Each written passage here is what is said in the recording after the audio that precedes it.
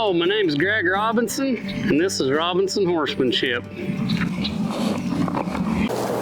Can you talk more about your clinics, your philosophy, and the way you tackle some of your clients in your clinic?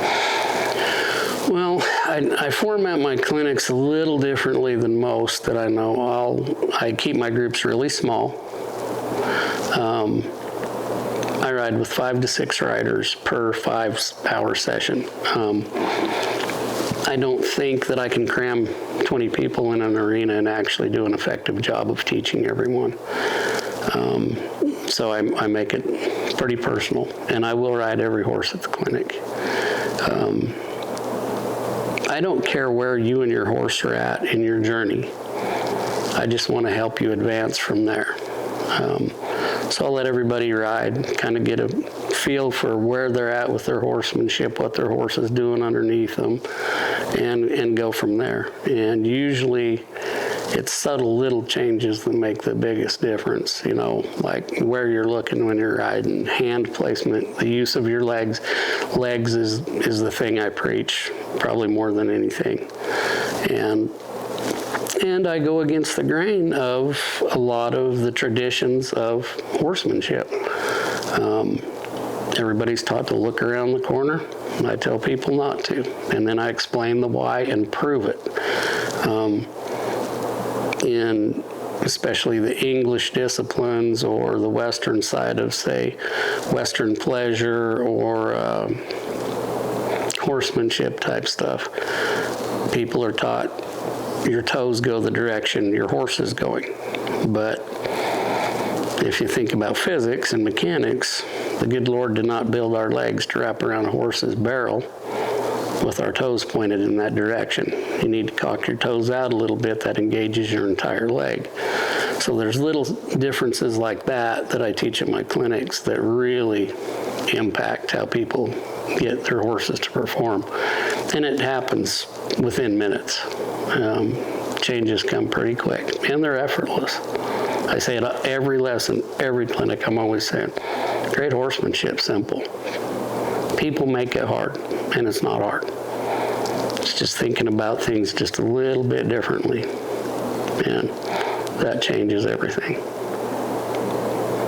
So I ride with the individuals, see where they're at, and we go from there. And it really makes a difference when I ride their horse, because that person has the rap sheet on their horse. They know every issue they have. And I've heard every excuse you can think of. I'll say, can I get on your horse? Well, okay, but just so you know, he doesn't like men. And he really doesn't like men in a red shirt and a black hat. And they start giving me the rap sheet. And he hates that side of the arena. He spooks over there all the time. I'm like, thank you very much. I don't need to carry that with me when I get on your horse. I don't need the rap sheet. I'll get on you, ride you where you're at that day. I don't know you. So I'm going to expect the good and not the bad. What your mind is telling you as you are dealing with your horse affects your ride. If you expect them to do bad things, don't be surprised when they do. It's amazing how your thoughts, your feelings change the way your horse behaves underneath you. It's day and night. Horses get keyed right into your feelings every day. If you're angry, if you're scared, if you're anxious, when you hit that horse's back, you're plugging it right into them. How many times have you been talking to people about showing their horse and, oh, are you going to the show? No, because every time I take him to town, he's such a dink. You know, he just acts up. He's terrible when I take him to town. Did that horse really change, or did you? It's the same horse you rode at home yesterday. But you get to town and you've got anxiety and expectations, and you plug that right into your horse. And that's why they change, more than because you just hauled them to a different location. So when I go to show horses, I treat it like a day off. I don't get too keyed up about showing. And that keeps my horses calmer. They're always feeding off of our emotions. When people go to town to compete, we'll use reining as an example. You know at home your horse can run a 70 every day of the week. But when you go to town, subconsciously, you're asking that horse to be just a little bit better than he really is. You're thinking 71, 72 maybe today.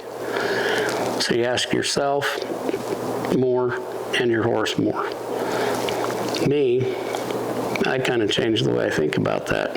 I know you run 70s at home. I'll be happy with 68. Just stay clean, stay soft, stay out of the penalty box, and enjoy your ride. That takes the pressure off me, which in turn will take the pressure off my horse. We can both go in the pen and enjoy it, and probably be a 72. I've seen it work over and over and over again, just to change the way I'm thinking about things, to get a better result.